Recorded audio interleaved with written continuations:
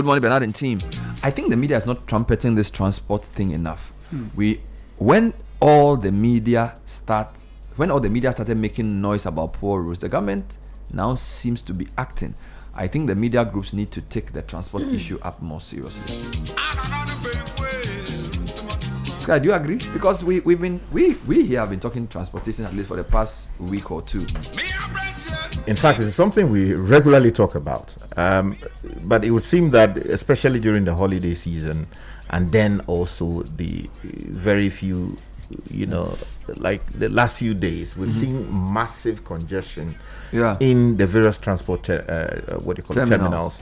Vehicles not doing what they have to do. Trotro drivers deciding to abuse the process by extorting virtually money from commuters, and this is creating all kinds of problems. Let me read the aspect of the article that deals with it. It says nearly 70% of Ghanaians depend on public transport, yet the state has abdicated its responsibility of providing a functional mass transit system. Instead, this is my pain, mobility has been surrendered to an informal network dominated by transport unions, particularly the GPRTU, which now wields enormous power with minimal accountability. This situation is not reform, it's a retreat. The Chronicle has repeatedly pointed out that transport in Ghana is governed more by political convenience than by planning. Laws exist, regulatory agencies exist, and policies exist, but enforcement is selectively applied or completely ignored. The result is a chaotic system where substandard vehicles operate freely, terminals are lawless, and commuter safety is treated as an afterthought. Equally disturbing is the persistent concentration of national development in Accra. With 86% of foreign direct investment channeled into the capital, government has entrenched a developmental model that rewards centralization and punishes the regions. The Chronicle rejects the dangerous assumption that developing Accra alone equates to developing Ghana. The near total neglect of the railway sector further underscores the absence of strategic thinking.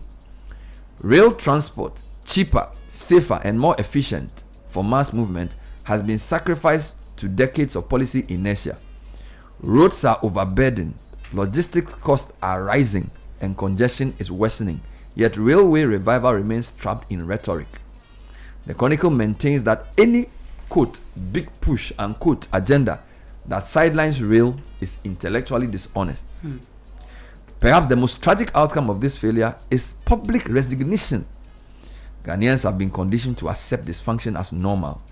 Traffic jams, transport indiscipline, and hours lost daily are now treated as inevitable. The Chronicle warns that this normalization of failure is a grave threat to democratic accountability. We therefore state without apology that Ghana's transport crisis is not accidental. It is a logical outcome of a broken local governance system, distorted investment priorities, and a persistent lack of political courage. We reiterate that Accra is not Ghana, and Ghana is not Accra. Until government commits to genuine fiscal decentralization, balanced regional development, and fearless transport reform, free from union intimidation and political timidity. Charlie, I love this author today. This crisis will deepen. No, let me repeat this. Until government commits to genuine fiscal decentralization, balanced regional development, and fearless transport reform, free from union intimidation and political timidity, this crisis will continue. Let me go back to what he said earlier. Ghana's local governance system has become a farce. What was constitutionally designed to drive equitable development has instead been reduced to a ceremonial structure, expensive to maintain, impressive on paper, and largely moribund in practice. Charlie, the guys, no. Metropolitan, municipal, and district assemblies have neither the autonomy nor the resources to meaningfully develop their jurisdictions, yet they remain convenient shields behind which government hides its failures. The Chronicle observes that decentralization in Ghana has been deliberately hollowed out. District chief executives owe their allegiance to appointing authorities, not to the citizens they govern. Assemblies are starved of funds, development plans gather dust, and local initiatives stifled by political interference. This is not accidental, systemic. There is a government agency allegedly set up to address these concerns. It's called the. It's not allegedly. What is the name of the group? What's the name of that? Inter-Ministerial Coordinating Committee on Decentralization. It's under the office of the president. What work are they supposed to do? So their mandate is to closely collaborate with relevant ministries, departments, and agencies and provide them with the requisite technical backstopping and financial support to implement key activities and various aspects of decentralization reforms. So they are collaborating. Read it again.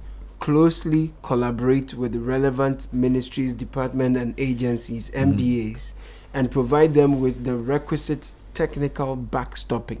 What does that mean? And financial support to implement key activities and various aspects of decentralization reforms.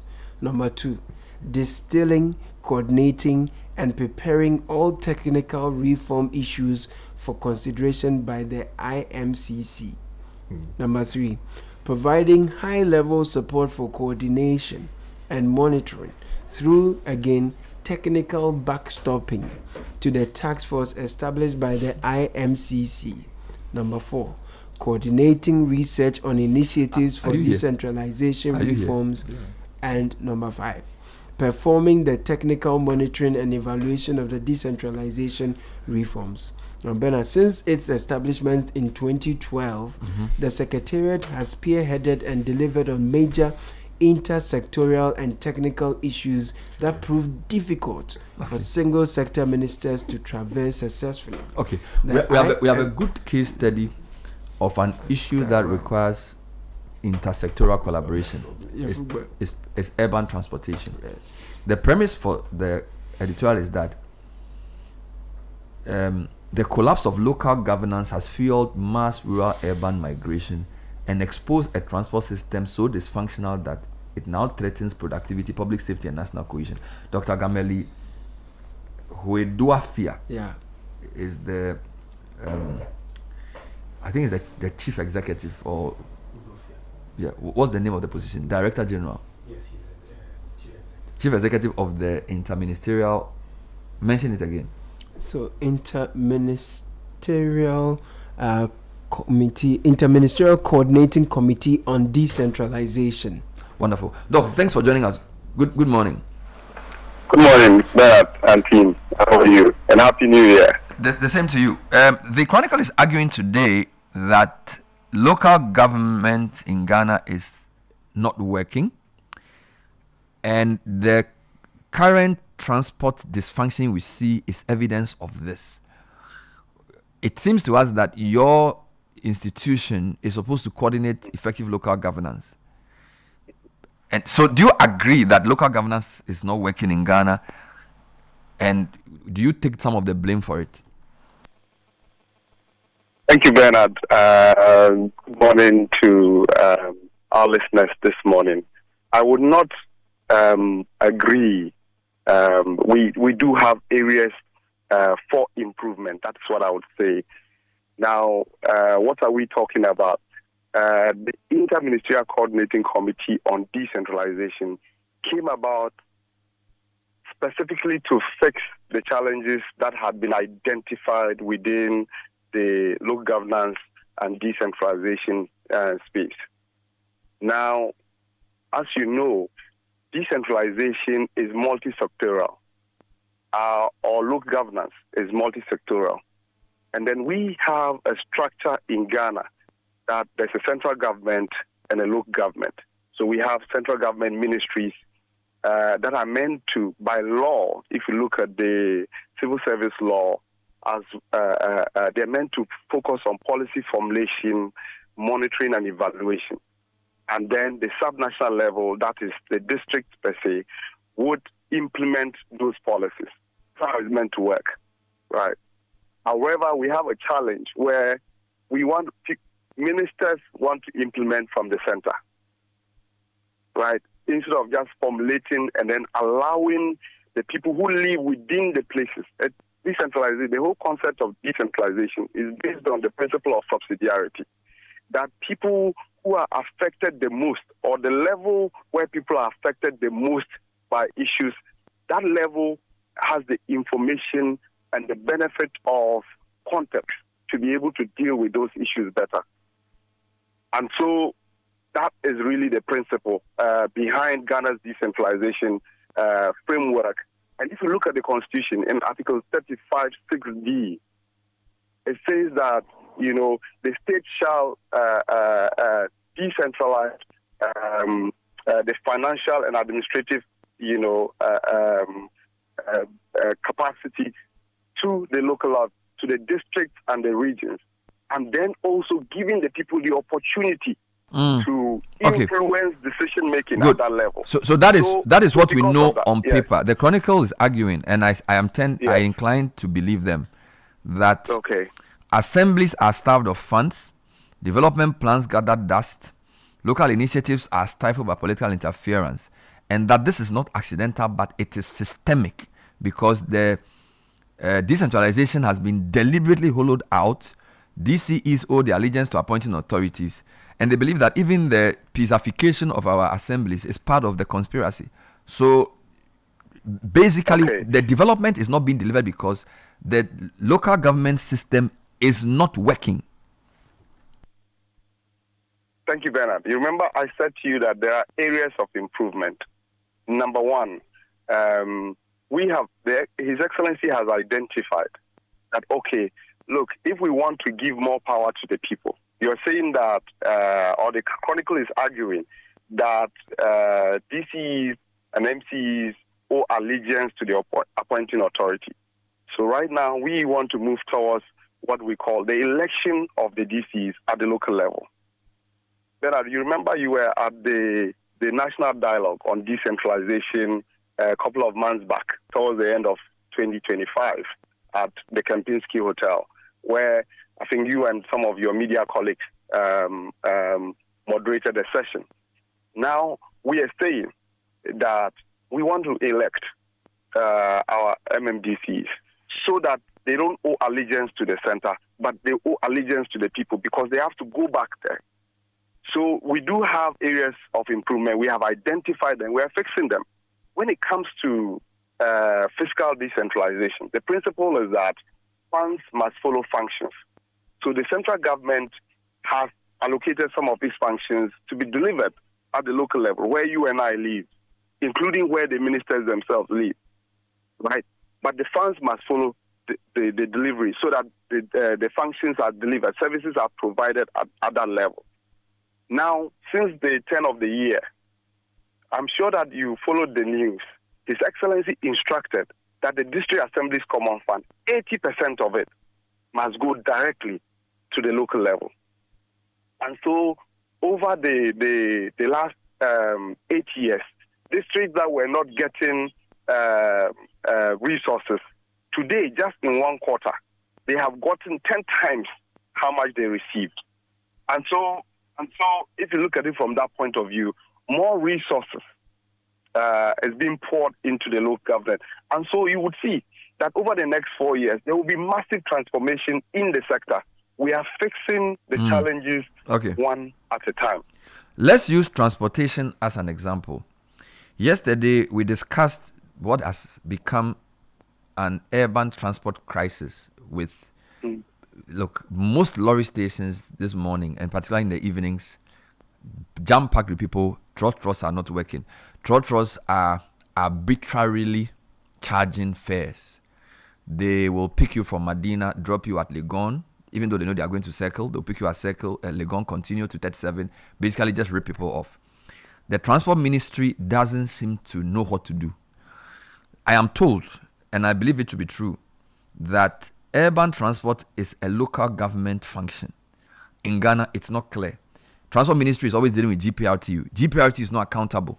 I'm yet to hear any assembly come up with any plan to manage mobility within their district. So, using transport as a case study, the crisis we face clearly, there's a turf war between the local government and the Transport Ministry. None of them is taking responsibility. Citizens are suffering. You can't tell me that in this particular instance, local government is working. Thank you, Bernard. So I would say that transport is one of the areas of improvement that I would identify. Right now, what are we saying? In fact, when you look at my remit, in terms of what we do, okay, the transport ministry is not part of the IMCC. However, because transport is a local issue and affects people where they live, it's important that local governments themselves, that's the 261 MMDs. Then I remember that the law, that's the Local Governance Act 936, empowers local governments to do a lot of these things for themselves and by themselves, and not to sit down and wait for central government. So the AMA and all these other metros, Lankwantana, Medina, Lejekukukro, all of them, right? They are supposed to, the DCs and the coordinating directors who are the chief technical specialists at that level, they are meant to, because they know and they understand these issues, because their people have highlighted it to them. And so they should be fixing them by themselves. However, we have this, we have a culture where everybody relies on the central government. So issues that should be dealt with at the local government level, they are blaming a minister, right? Yes, the minister is supposed to set the policy. But when it comes to implementation, it's meant to be so. Bernard, where City FM is, maybe it's within an AMA area or it's within Olekrote. Now, what do? You should invite the chief executive and his coordinating director and the director of transport, right? Let them come to you and explain to you, because it's not a national issue, it's a local issue. What are they doing? Now, but Gameli, pardon me to interrupt 2 seconds. No, before you interrupt, let me say something. Now, central government in the previous NDC government sought to put in place the Ayalolo mass transit system, right? Under what we call the GPRTU, Greater Accra Transport Improvement Program. So every local authority was then within the Greater Accra to link up with the GPRTU, and they are still in existence, right? So they are meant to reach out to them and say, look, what are the situations within our localities? What can we designate? I agree that there is a place for central government, but then this issue, I believe that the local governments can fix. The example you are giving about calling the transport officer for the assembly. So take the case of somebody who lives at Ofanko and works at Circle. He will pass through 4 different assemblies before getting to work. The traffic light at New Plan is not working. When by the time he gets to Circle, he's gone through about 40 minutes of traffic on the Tesano to Circle road through Alaju. Rubbish has not been collected on some part of the road. Okay. Now, if you're telling me that what I'm trying to say is that the challenge of mobility from this Ofanko to Circle is not the infrastructure is not managed by the assembly. It's a national issue, and then there are components. The GPRTU that you are dealing with, is GPRTU accountable to the transport officer of Okankwe North? It's not. GPRTU deals directly with the ministry. I'm coming. GPRTU, fine. But GPRTU is supposed to run by AMA. AMA is 3 assemblies. AMA as you speak to this. AMA, because GPRTU is an urban Accra management issue. AMA is 3 assemblies. The GPRTU station at Achimota, AMA doesn't even have control over that place. So the mayor of Accra cannot go and say anything to GPRTU at Achimota. That's run by another person. What I'm trying to say is that. Let me correct that. Let me correct that. Okay, correct it. GPRTU is Greater Accra. So it's all of them. All of them. All the local authorities within the Greater Accra region. They oversee GPRTU. Yes. So GPRTU is not just AMA. Wonderful. So what's happening is that the end point happens within the AMA area. So who do I hold responsible for GPRTU not working? Who do I hold responsible? There's an officer who is in charge of GPRTU. Like there's like a chief executive of GPRTU. for instance. They have a secretariat. And who does he account? However, Who does he account to? Who the CEO of Gov't? Who does he account to? The Minister for Local Government. Wonderful. So the local government minister is the one who supervises the operations of Gov't. Yes. Yes. Not the regional minister. So this is the thing. What I would say in terms of practical implementation.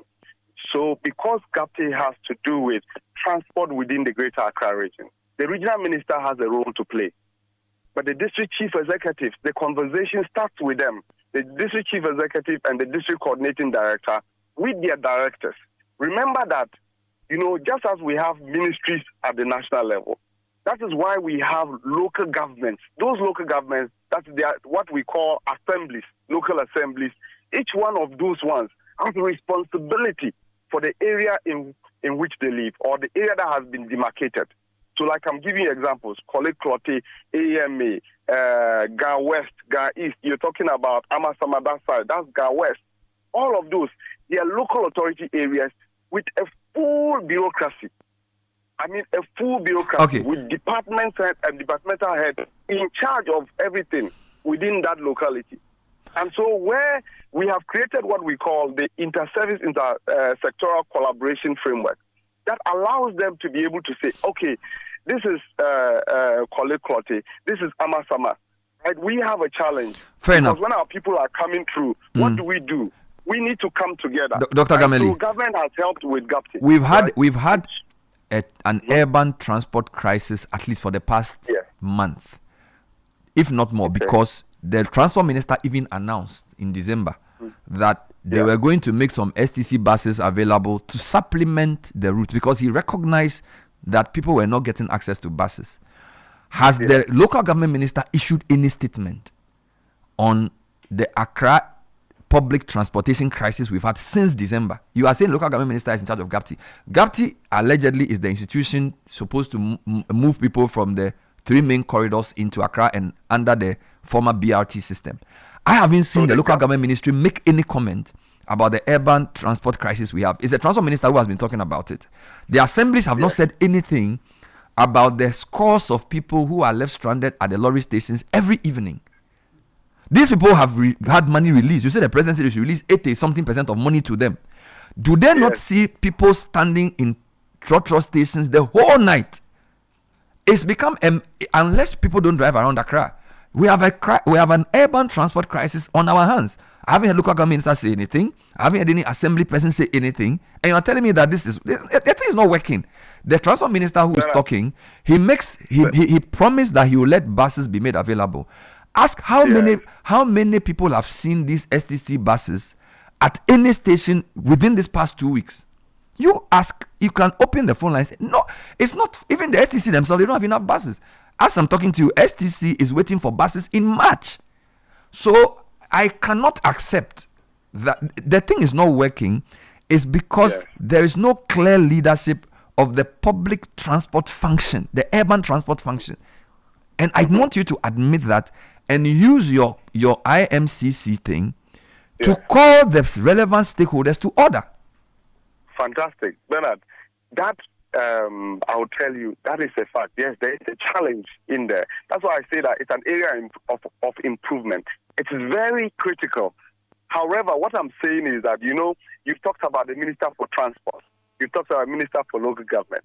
But I'm saying that because transport is a local issue, maybe another way for us to interrogate the matter is for the people who really are in charge of delivering this.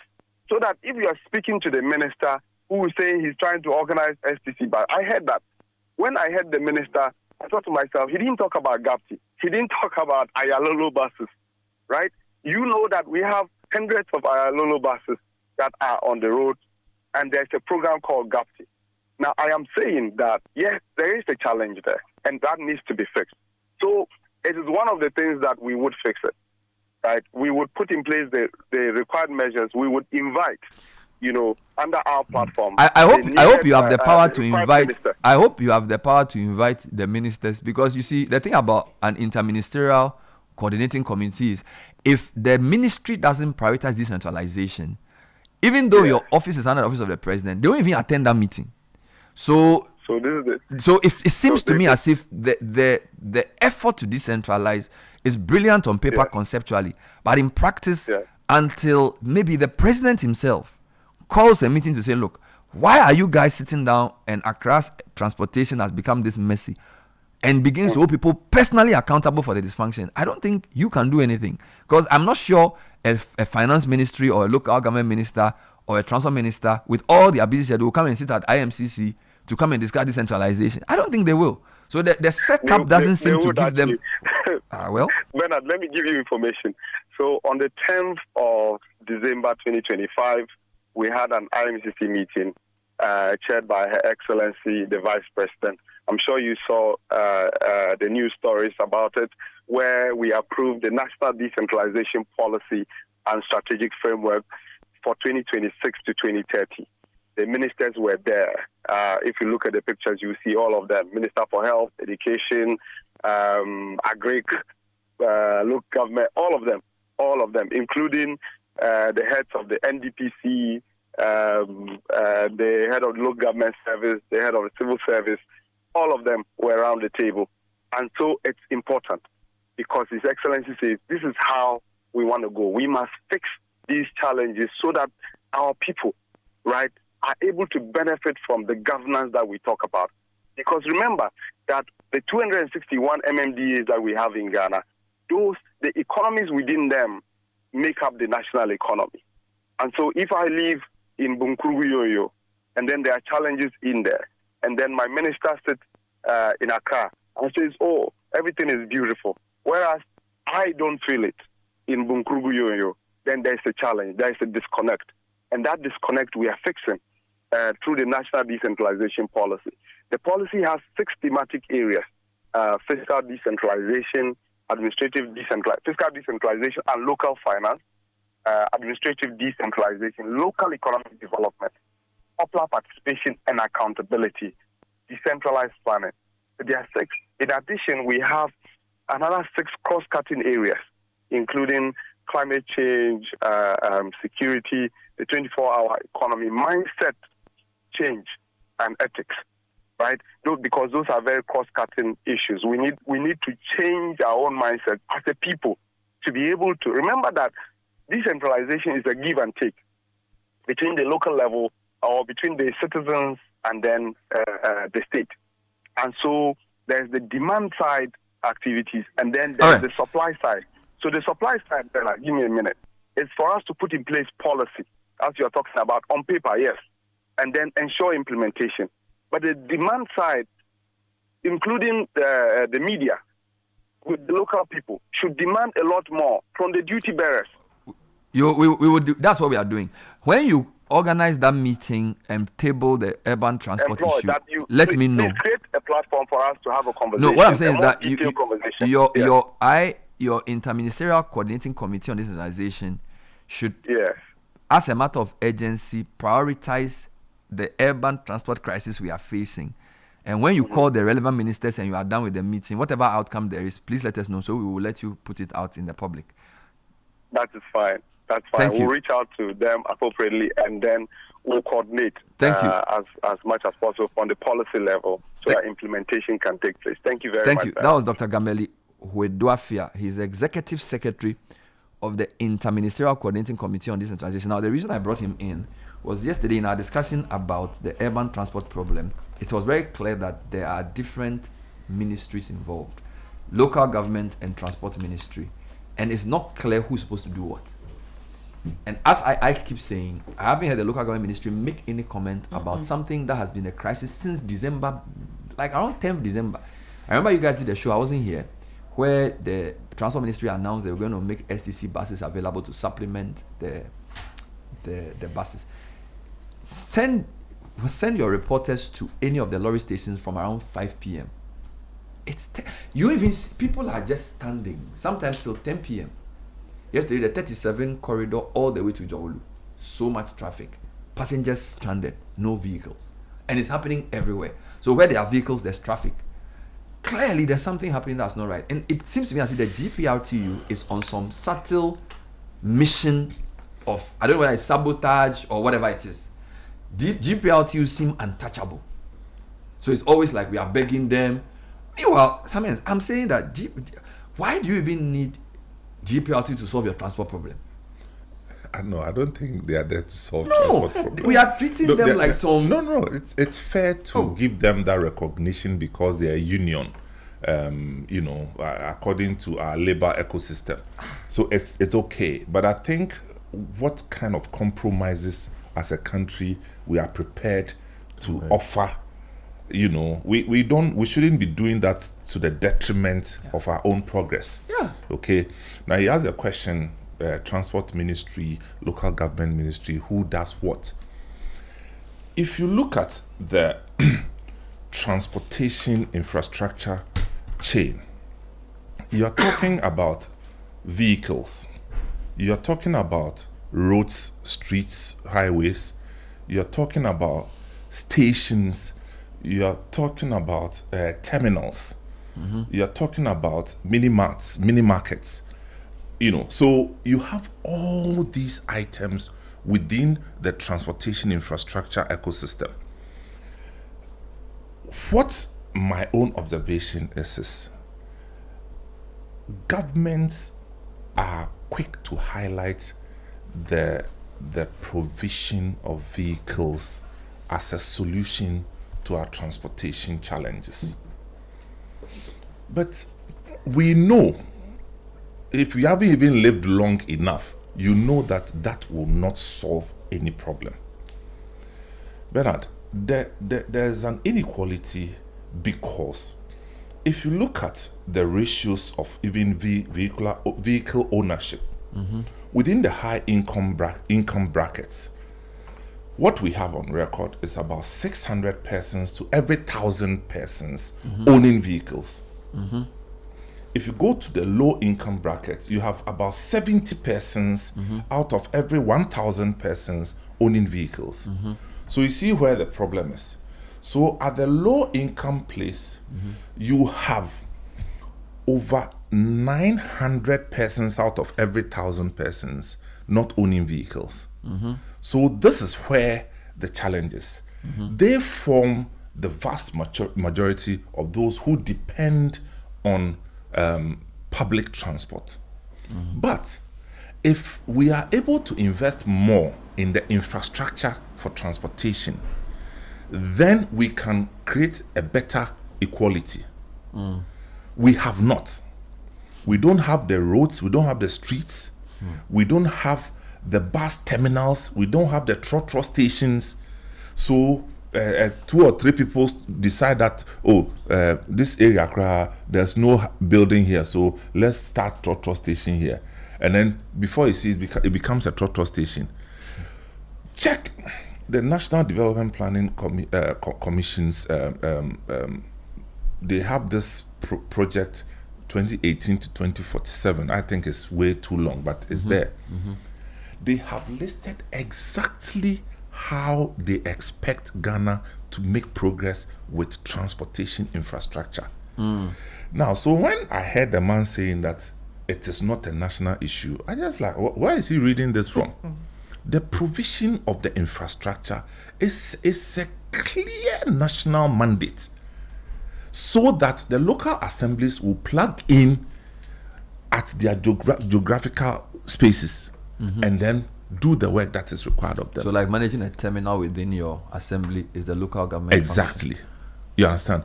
But then we also have, because the infrastructure itself is non-existent, it has not encouraged private participation at the level where it ought to be. How come 80% of the trotros you find on our streets are in bad shape? And because they are in bad shape, they are not delivering the services as we want it to be because there's no regulation. So if we want to really solve this transportation problem, first of all, the investment question has to be answered. Infrastructure. Yes, investment into infrastructure. But you see, without that, nothing will happen. And then you talked about intercity. So urban transportation is one problem. Intercity transportation is another problem. And then you talk about STC. STC in its current form, and when I talk about current form, as at December 2025 or 2024, can never make any profit. No, can never make any gains. Sorry, STC in this current form? Yes. If they don't change the way the company is structured. Because you see, they always go and look for money through government to go and buy the buses. And then they bring the buses. And then they are supposed to offer the services, but their pricing should not be too much because they want to offer it as a public good, public service. So they're always running losses. So they are always running losses. And the private intercity services are always competing against them favorably. So you see, as a business model, they've been structured to fail. Unless they wake up to a new reality that this is a business that should be sustained. And so it requires proper decision making. How do you balance a business that must be sustained with transport being a public service that must be subsidized? Because that's the balance that they feel like, because OA and all these VIP guys are private, a government supported bus service, if they were to charge the same price or competitive price to the private guys, then those who are poorer will be disadvantaged, which is, I think, the logic behind STC and Metro Mass and all these guys always charging lower fares. That's why you tier them. You do tiered services, so that even if it's STC, you need to create a premium STC service where you can charge more to pay for the one that because that's how it works. You understand? So if I'm doing STC, I need a premium one. For instance, if Accra Kumasi is charging 200 cedis in a normal sense, I'll charge, say, 500 cedis for premium. And trust me, there are people who will pay for the premium.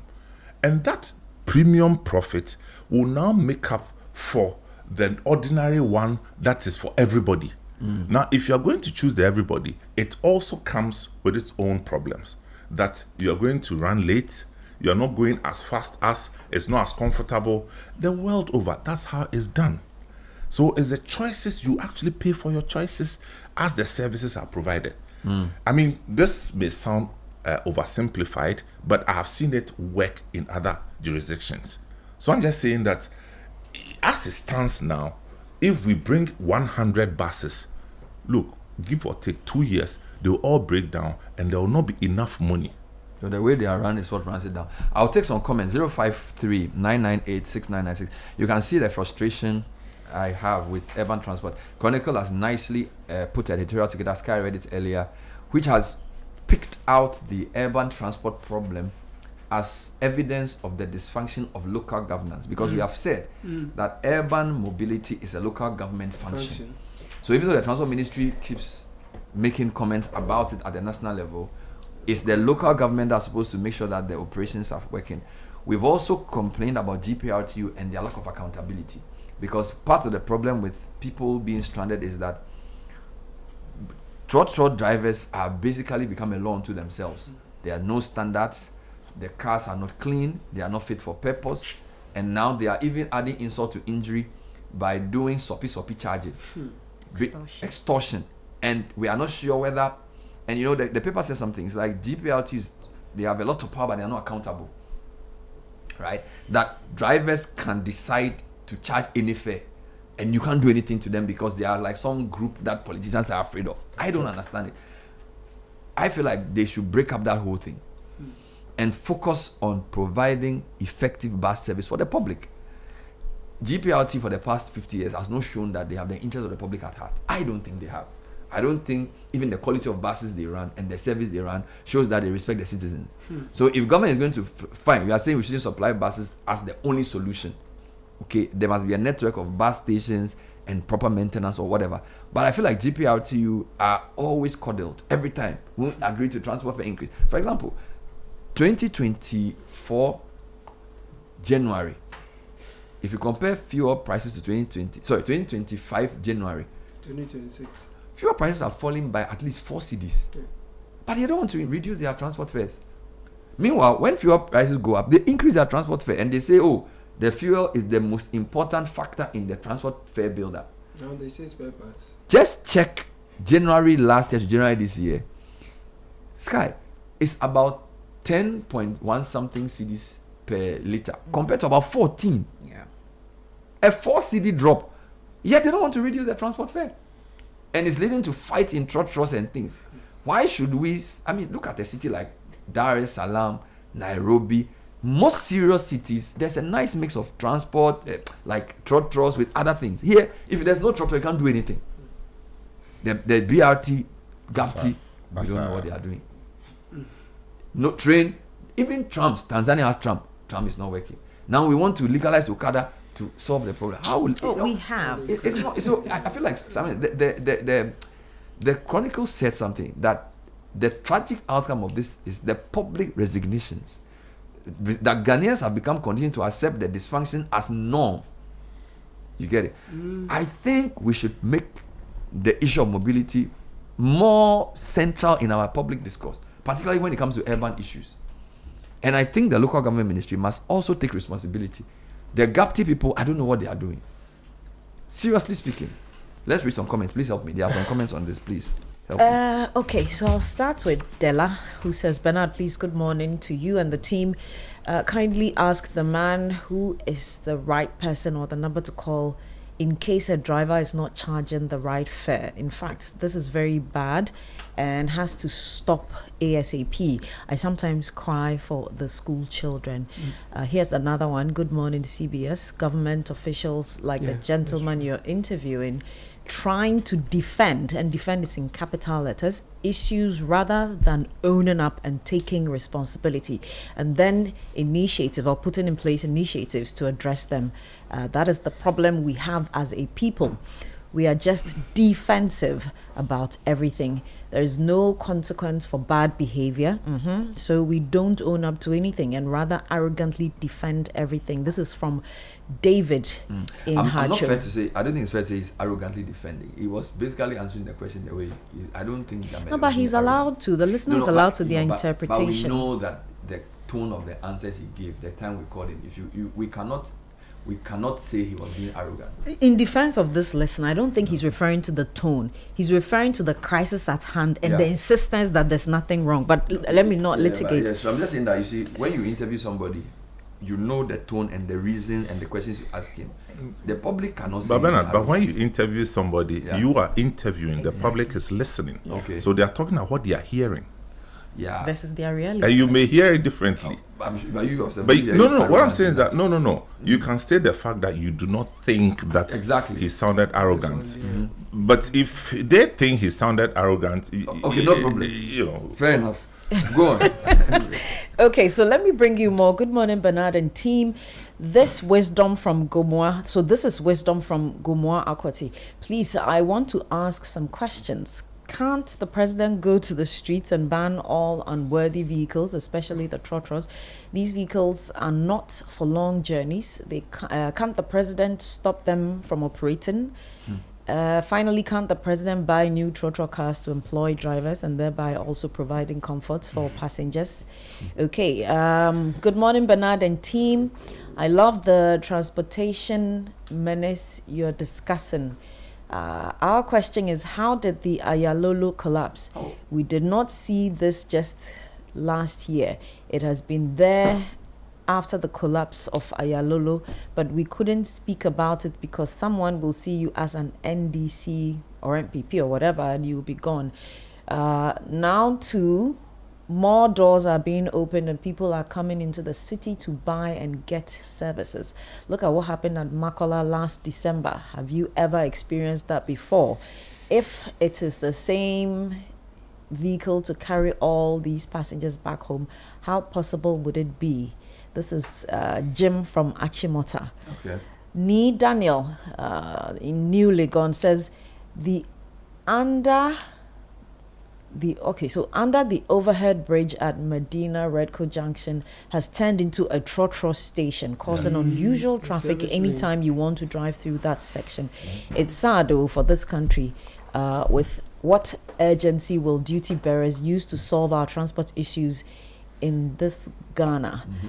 They have strobe lights. Strobe. You mean strobe? Okay, so they have strobe lights and drive in V8. They pass right through the traffic and off to their homes in short times. Here's another one. Good morning, CBS team. Yesterday, I witnessed a young lady fighting the task force at Medina Zongo Junction just because they did not allow her to cross the road. Few meters away, road users have removed the rail guards and barricade. Isn't this the same Medina that we're putting up there? Same Medina. So they're already removing them. Okay, so David sends that from... Just to jump over the road and cross. Yeah. Bus stop have become loading base for trotro drivers. The Nassau City Authority should kindly step up and do more. David from Adenta. Okay, so Pawili in airport says Bernard, an Aboboya carrying refuse has broken down at the Sankara overhead. I saw it yesterday evening when I was going home. This morning it's still there and the refuse is flying all over. Kindly alert the authorities. Sometimes I wonder. You know, the former Minister for Regional Greater Accra Region wanted to prevent refuse carrying tricycles, Aboboya, from using main roads because they are a menace to themselves. Their side mirrors don't look beyond the load at the back. That's if they have one. The refuse is not properly covered. They don't have tail lights. So you can run into them. Similar for those who carry water. No serious country does not discriminate between which types of mobility can use which road. For some reason, that thing didn't agree. So now you can drive on the motorway and see 5 Aboboya moving. Yes. And refuse collection is also an area for the local government ministry and its agencies. Exactly. So I'm just, so maybe my comment quickly. I was just disappointed listening to, I believe, Dr. Gameli that you were interviewing, because as you were introducing him, what was on my mind was what was his vision when he took up this role of being the CEO for the Inter-Ministerial Coordinating Committee for Decentralization. Yesterday when we talked about this, I raised the question whether decentralization has been successful as a function and whether or not we have to just drop it at some point as a country. For me, the big question is, what is the priority of our assemblies? Okay, we see them send their people to come over for property rates. We see them putting up small signposts on pavements or medians where people are supposed to walk. But I don't know if any of you have noticed, most of the roads, the medians have been turned into signposts, or they have put up signposts to advertise. So that is so you can't even see clearly if you're driving. And how do pedestrians also access their walk along the road? So that for me indicates that you have an interest in generating revenue. But the question, what I don't see, the whole place is weedy. If you're driving, there's so many weeds growing out of the sides of the the pavements. You don't see that even you don't see that the flowers and what have you in particular areas manicured or watered. It just looks like, and there's plastic everywhere. Street lights are not functioning all the way through. You drive at certain points and the street lights don't work. Aboboyas are driving at all hours, carrying refuse, carrying sachet. All of these things fall under the socio-economic development mandate of our local assemblies, of the municipals and district assemblies. This was supposed to be localizing or decentralizing the government, but I'm not sure if any Ghanaian feels that. And so I didn't find his responses adequate, limiting it to what the Chronicle is saying. It's not the Chronicle's opinion. The Chronicle, as a media, which we also did. We started yesterday, was acting as the voice of the people. Follow up on our discussion exactly, as a voice of the people.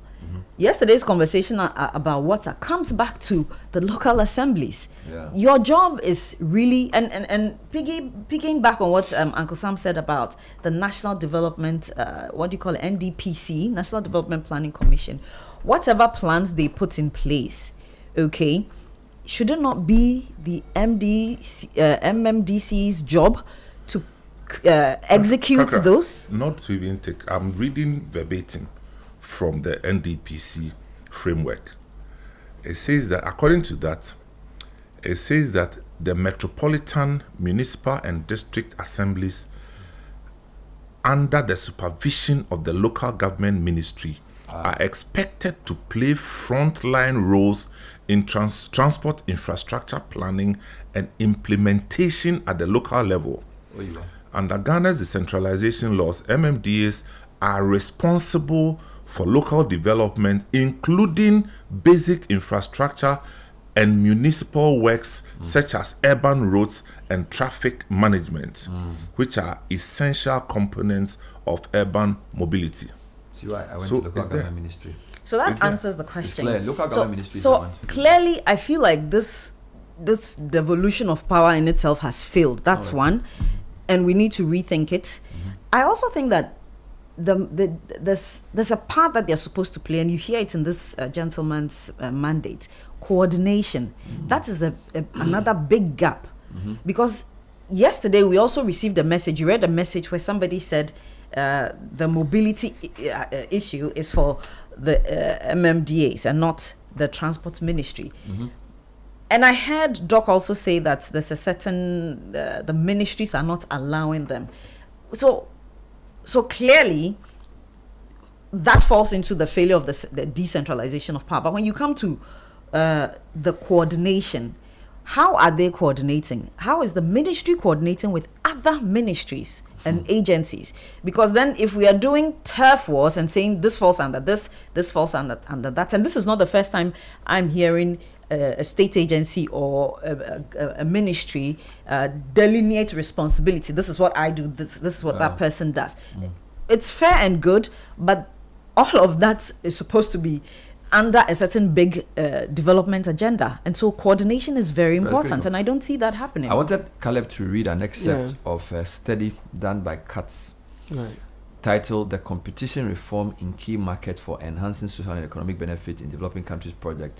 This was under transportation. So I wanted to read from the according to LI 2180 part. Do you have that? Yes, please, I do. According to the LI 2180 of 2012 under Regulation 121 of Ghana, the private informal bus operators are required to operate under defined management structures by tendering on competitive fares, service levels, safety, etc., for sole operation on specific routes. However, this regulation is not effectively enforced because in Ghana, the permit issued to operators by the metropolitan, municipal, or district assemblies applies to the whole license area and not to specific routes. So that's the first problem. Since route rationalization has not been implemented effectively in Ghana, cherry picking of profitable routes with high commuter demand by transport union is common, particularly in the intra-city segment. This also highlights the significant role that transport unions play in the Ghanaian transport sector. Correct. The absence of regulatory route allocation has resulted in transport unions such as the Ghana Private Road Transport Union, which controls 85 to 90% of the market, allocating routes among the wide range of private players in the market based on preference and ability to lobby. There are a few more messages here, Bernard.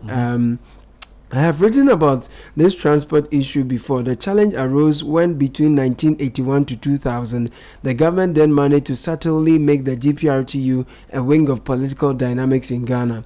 They were indirectly empowered and they used their newfound power to screw governments for their interests. This strategy have come to stay because through this strategy of empowerment, government public services were stifled in place of the transport unions to the extent that when governments attempted to put buses on the roads, they were attacked by the transport unions and nothing happened. Nee sent that from Bachuna. And he goes Kenya, on. He goes on. Yeah, go on. Kenya is today building their own electric buses for public transport. And as always, Ghana is planning to build electric vehicles locally in the near future, which will never happen. I believe we started planning before Kenya did. There are buses on our roads which will not qualify to be used in civilized jurisdictions. You were just talking about New Plan, right? Yeah. The New Plan was assembling buses for our use, right? Yeah. We also saw the Omni Bus Services Authority. Of course, eventually it died, and all of these things. So, when you look at it, I think we have retrogressed. Oh, yeah. As opposed to making real progress. Oh, yes. And it's For a sad public reality. transport. Yes. Oh, yes, No, for that's on correct. Public That's public correct. transport. It's so bad. Only public transport, no. No, I mean, as an example personal of where we are going. fortunes have gone up for the high-end, high-income earners. You understand? Yeah. Leaving a wide gap for public transportation. Yeah. I mean, you talk about Omnibus Services Authority. Apart from Omnibus Services Authority, don't forget that we also had Willowbrook Services Limited. Yes, you know, Odoko and related, yes. You understand? Beyond that, we had other things. Then we had the private interventions from the likes of King of Kings and all those people who came into the picture, providing, Were they doing urban or Urban. intercity? urban, Urban was doing intercity. urban, and Omnibus was doing some intercity. Let me ask you a question. Do you think that if OA and VIP were to venture into that space, Yeah. they would? It would Which work? space? The urban, because now they do Intercity. intercity. They don't do I intracity. wouldn't say. I don't know much about how these things work, No, but stay there. You see, because you mentioned Willowbrook. Yeah. You mentioned King of Kings. These were private people providing bus services within the city. yeah. Good. Now, beyond the city or between cities is nicely done by these private guys, and it works. OA works, VIP generally works. Yeah. Now, my question is that looking at the current challenge we face with urban transportation, should we encourage these Can they private bridge guys? the gap? Yes. They can if there's strong regulation. Or Because if GPRTU is silenced. No, if there's strong regulation That will fight of it. how to do it, what is permissible, what is not. For instance, see how these buses run. You are following two buses. Before you see, one has crossed the other one to go and stop. And it doesn't So work. it can't like work that. without regulation. It has to be regulated, and then it will be attractive to private participants. Because let me Yes, push sir. it. Because I'll tell you, VIP has a kind of regulation because they have a central management that controls the VIP buses. And the VIP buses, as you see them, are not owned by one person. Exactly. I'm coming there. So what I'm saying is that you see that STC have these smaller buses that they use instead of the big ones. So maybe you are going to Accra, maybe like a 16-seater. Yeah. Then we've seen these boxy Toyotas that also go quite fast. Now, don't you think private participants can come in with maybe these mini buses They can. for the major routes? All right. You mean urban? Urban. I'm talking now urban. Yeah, they can. And Why then not? even make it air conditioned and charge a premium rate. Bernard, they As can. a way of They can, but it has to be sustainable. And for it to be sustainable, there has to be strong regulation. Let's talk about the matatus. hold on, would it be regulated by local government or transport ministry? It can be self-regulation. Because It can see, be my self- it can challenge, be self-regulation. this is my fear. I think I may be wrong. I think the governments, plural, they fear the GPRTU, and so anytime, I'll give you an example. Anytime something positive wants to happen for people in the transport sector, GPRTU opposes it. Gov't, the whole BRT thing, the GPRT people didn't want to agree. So it's like when the politician looks at the political consequence of implementing anything that will help us, so long as GPRTU doesn't want it to happen, they don't want to do it. Because you have created a space for GPRTU and ring-fenced the space But they for don't- their they- comfort. and they don't have the And for their credibility to comfort. manage that. So what if GPRTU, as it is now, is allowed to do what they are doing, and you start building urban rail systems? What will happen? Where will their power be? That's why. But rail safe has been sabotaged by haulage. The thing I'm saying is that even the One rail, that one of the reasons why we it's because take- the haulage guys have not agreed. Well, we take a decision to get into urban rail. In the same document that I'm talking about, there actually is a plan for an underground rail system from Adenta to Accra. No, the document is Only that is by 2047. I know, but you see, guys, what I'm trying to say is that the elephant in the room is government decision to ignore or to say to GPRTU that you cannot hold us for ransom, because every major initiative they want to implement, which is commonsensical, somehow the union doesn't agree and it doesn't work. So just draw rings around them. Yeah, Draw but rings around them. I don't know whether it's election. One day somebody woke up and decided to create an app to create Uber. Yes. Tell me one country in this in this world who did not resist Uber. But they are still working. They resisted Uber. Eventually, what happened? You cannot Uber resist is working. where the world is going. Black Cab is working. Exactly. Everybody has a piece of the pie. So I'm just saying that if the will is there, that we want to pursue the plan, we should be able to do it, because it's to the benefit of the country and the citizens. No, 100%. And I think the Uber example tells me that if the model is strong and citizens are willing to pay for it, it will. But the only problem is that Uber serves a certain portion of the market which is still not mass. You get it? Because, for example, it's a bit pricier than normal Trotsky. It has changed the taxi dynamic though, because now a lot of taxi drivers, you don't even know what they are doing. Okay, but I don't think the taxis were as strongly unionized as the GPRTU and the trotro stations, because the trotro stations, To the extent of price, the taxi drivers had control of their own pricing. Yes. And Uber came and changed that. Yes. Yes. And but you see, what I'm saying is that Uber is a private guy who has a technology that provides convenience. All right, but the issue with trotros is that the routes and the lorry stations are not available. So, for example, if a private person wants to do Adenta to Accra, he will not be allowed to stand at the Adenta station, because GPRT will say you are not part of us. Yes, but So the what I'm saying others is are that- not allowed to use the taxi stations as well. Yeah, They're but still Uber, functioning. the concept of Uber is your house. So you see, Uber can come to your front of ChannelOne and pick you to Metro TV. But if a trotro is taking you from Adenta to Accra, once GPRTU says you can't park at Circle or you can't stop at Adenta lorry station, that private guy is floating. So I'm saying that the control GPRTU has over the spaces has to be broken. Yeah. Number two, there has to be. Bernard, No, I'm coming. Before you go on, Yeah. who built up the spaces? They develop. That's the problem. They develop. They develop randomly. So it comes back to the point you are making, that if the local assemblies are Yep. empowered, Yep. and the empower I'm using here is first political empowering, and then secondly and more importantly, financially empowering the local assemblies. Now there's another one we don't talk about, empowering them in terms of human resources, with the capabilities to run the assemblies the way you will run an organization. Yeah. So that's what we are talking about. Oh, let's vote for them. When we vote, everything will be solved. Really? You are going to vote for the people so that everything will be solved? It will not. I don't. It's not. I don't think it will solve the problem. No. It's probably going to worsen it. It will worsen it because yeah. there's a set of skills and competencies required That's a good thing, yes. by the person who drives the assembly, if we are being real to the problems that exist.